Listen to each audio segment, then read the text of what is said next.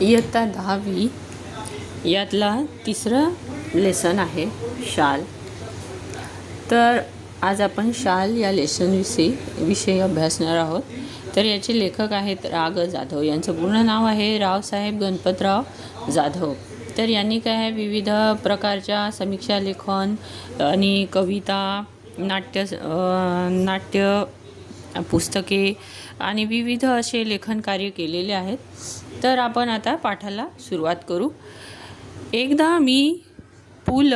देशपांडे यांच्याकडे एक निमित्ताने गेलो होतो. म्हणजे काय, रा. ग. जाधव आहे हे काय, एकदा मी पु. ल. देशपांडे यांच्याकडे काही कामानिमित्त गेलो होतो असे याच्यातून आता सुरुवात केली आहे. त्यांनी लिखाणाची सुरुवात केली. रा. ग. जाधव हे कोणाकडे गेले होते, एकदा पु. ल. देशपांडे यांच्याकडे काही कामानिमित्त गेले होते. तर काम झाल्यावर मी निघण्याच्या बेतात होतो. तेवढ्यात सुनीताबाईंनी मला थांबवले व विचारले, तुम्हाला शाल दिली तर चालेल काय? तर मी त्यांच्याकडे कामासाठी गेलो होतो. कोणाकडे गेलो होतो म्हणताय? पु. ल. देशपांडे यांच्याकडे काही कामानिमित्त गेले होते. कोण? रा. ग. जाधव.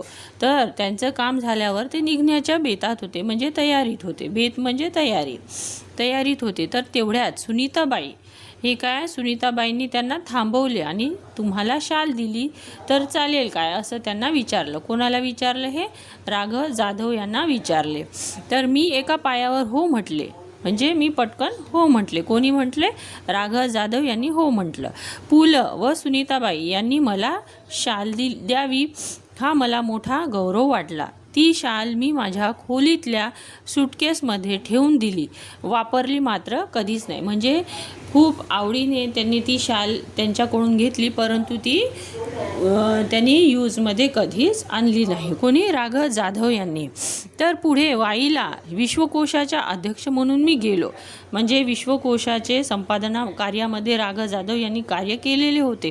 तर तिथे काय, वाईला त्यांनी अध्यक्ष म्हणून गेले होते.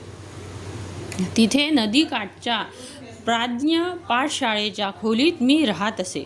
तिथे काय, कुठे? वाईला नदीकाठी प्राज्ञ शाळेच्या खोलीत मी राहत असे. म्हणजे कोण? रा. ग. जाधव हे तिथे राहत होते. खोलीच्या दक्षिणेकडील खिडक्या कृष्णा नदीच्या चिंचोळ्या प्रवाहावर होत्या.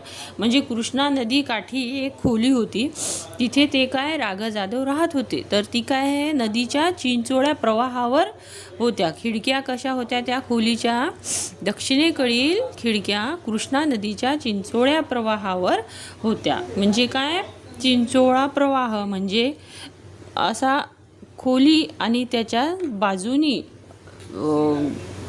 चिंचोळा म्हणजे असा अरुंद असा,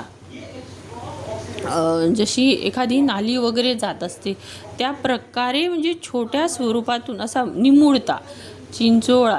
निमुळता असा प्रवाह काय त्यांच्या खिडकीतून त्यांना दिसत होता.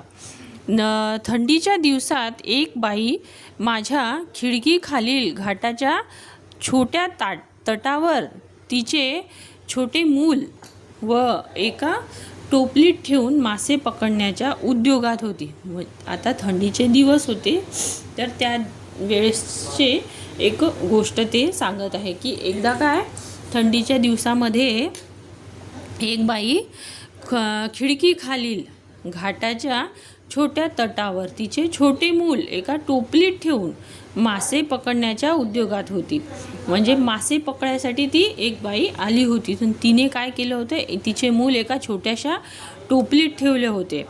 तिचे बाळ कडाक्याच्या थंडीने कुळकुळत रडत होते. म्हणजे खूप कडाक्याची थंडी होती, त्यावेळेस तिचे बाळ रडत होते, कुळकुळत होते.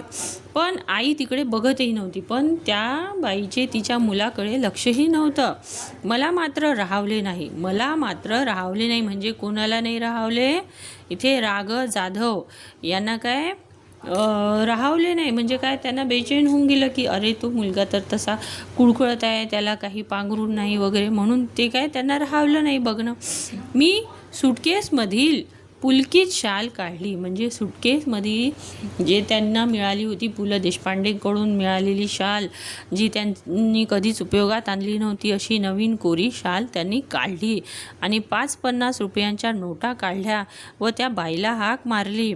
खिडकीतून ते सर्व खाली दिले आणि म्हटले, त्या बाळाला आधी शालीत गुंडाळ आणि मग मासे मारत बस. तर खिडकीतून त्यांनी काय केलं, ती शाल आणि 5-50 रुपये त्या बाईला देत म्हणाले की आधी शालीत गुंडाळ या बाळाला आणि मग काय मासे मारत बैस.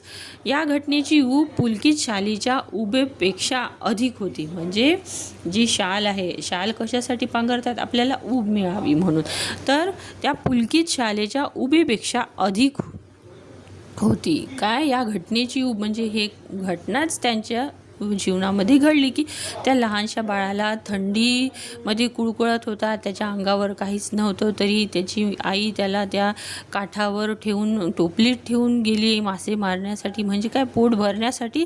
शेवटी काय तिने आपल्या मुलाला बाजूला ठेवून मासे मारण्यासाठी गेली होती. तर हे सगळं पाहावलं नाही कोणाला, राघव जाधव यांना पाहावलं नाही आणि त्यांनी काय केली, आपल्या बॅगेमधली सुटकेसमधली शाल काढली आणि 5-50 रुपये त्या बाईला त्यांनी दिले.